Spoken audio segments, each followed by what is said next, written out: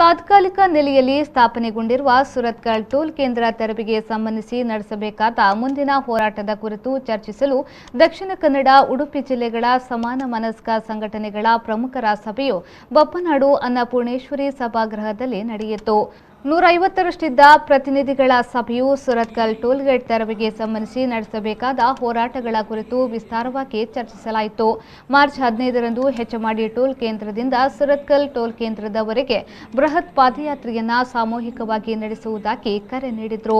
6 ವರ್ಷಗಳ ನಿರಂತರ ಹೋರಾಟದ ಹೊರತಾಗಿಯೂ ಸುರತ್ಕಲ್ ತಾತ್ಕಾಲಿಕ ಟೋಲ್ಗೇಟ್ ಕೇಂದ್ರವನ್ನ ತೆರವುಗೊಳಿಸುವ ಭರವಸೆ ಕಾರ್ಯಗೊಳ್ಳದಿರುವ ಕುರಿತು ಸಭೆಯು ಖೇದ ವ್ಯಕ್ತಪಡಿಸಿತು. ಭೂ ಸಾರಿಗೆ ಸಚಿವರ ಕಾರ್ಯಕ್ರಮದಲ್ಲಿ ಸಂಸದರು, ಸಚಿವರು ಟೋಲ್ಗೇಟ್ ತೆರವಿಗೆ ಸಂಬಂಧಿಸಿ ದೆಹಲಿಯಲ್ಲಿ ಅಧಿಕಾರಿಗಳ ಸಭೆ ನಡೆಸುವ ಕುರಿತು ಮಾತ್ರ ಕೇಂದ್ರೀಕೃತಗೊಂಡಿದೆ.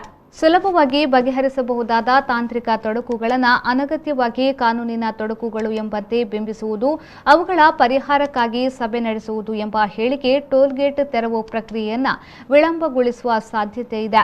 ಈ ಎಲ್ಲ ಕಾರಣಗಳಿಂದಾಗಿ ಜನ ಹೋರಾಟವನ್ನು ತೀವ್ರಗೊಳಿಸಿದರೆ ಮಾತ್ರ ಟೋಲ್ಗೇಟ್ ತೆರವು ಭರವಸೆ ಸಾಕಾರಗೊಳ್ಳಬಹುದು. ಆದ್ದರಿಂದ ಟೋಲ್ಗೇಟ್ ತೆರವು ಘೋಷಣೆ ಅಧಿಕೃತ ಆದೇಶವಾಗಿ ಪ್ರಕಟವಾಗುವವರೆಗೆ ಕೇವಲ ಭರವಸೆಯ ಮಾತುಗಳನ್ನು ನಂಬಿ ಹೋರಾಟವನ್ನು ಹಿಂಪಡೆಯದಿರಲು ಒಕ್ಕೊರಲ ಅಭಿಪ್ರಾಯ ವ್ಯಕ್ತವಾಯಿತು.